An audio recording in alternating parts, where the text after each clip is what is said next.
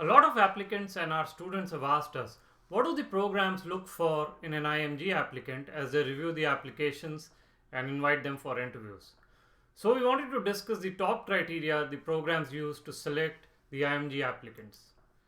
Now, as you begin to think about your personal statement and your ARIS application, it is important to keep in mind what these programs are looking for.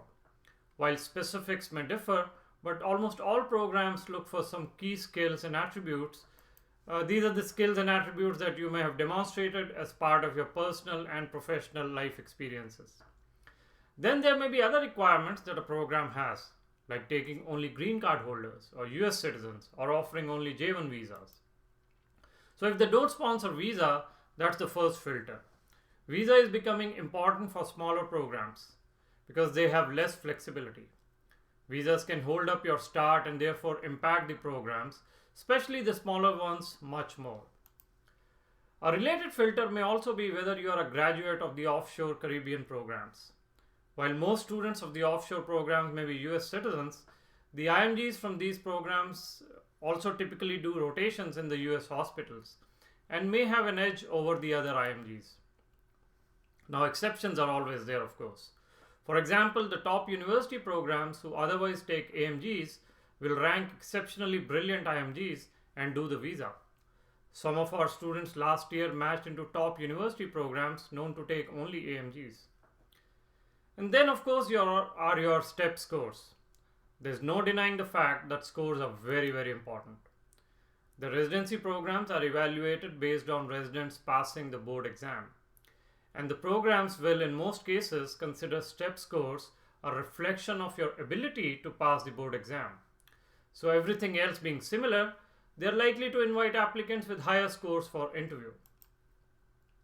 In fact, almost every program has filters on scores, and it becomes very hard to get an interview invite if your scores are lower than the baseline score a particular program may have set. Then the USCE or US clinical experience is also very important for the IMGs. There's always confusion on what is considered a USCE. If you have done electives as part of your MBBS or have taken a meaningful role or medical ownership of a patient or were responsible for patient management, that is quite preferable. If you do a preliminary year, that of course is a USCE. So hands-on clinical experiences are more valuable than just observerships. The programs also look for your commitment to the specialty. Your applications, your letter of recommendations, they all need to reflect this commitment, either as a rotation, hands-on experience, work experience in that specialty, they all help. That brings us to the other key consideration, the LORs or letter of recommendations. Strong and exceptional US LORs are valued much highly. The programs look for specific examples highlighting your skills and experience than a generic LOR. Home country LORs, unless from a renowned faculty, are not weighed highly. Demonstrated interest in research is also highly sought after by the programs. Publications, manuscripts, posters, conference presentations, they're all useful in varying degrees. Likewise, research experience in US is more valuable in general than home country research. The programs also filter applicants based on the personal knowledge about the applicants and the level of interest shown by the applicant in their program. If the applicant has done rotations in the department, for example, or is spouse of a current resident or attending, they can consider it favorably. Programs also like to see signs of academic achievements throughout your med school or MBBS. They're likely to invite top performers, like gold medalists, to the interviews, even if they may not know much about your college. Many programs also prefer recent graduates, graduating within the last 5 years, for example.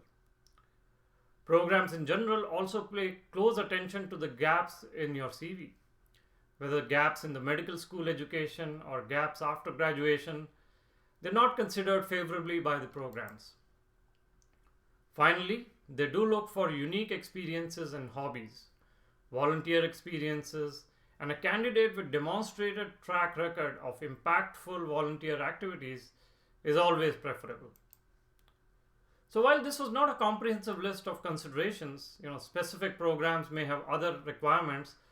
This should give you a good idea of what the programs look for while evaluating the application of an IMG before deciding to invite them for interview. In our upcoming videos, we'll continue to share some more tips and guidance around how you can frame your ARIS application, your CV, your PS to make it more attractive to the programs.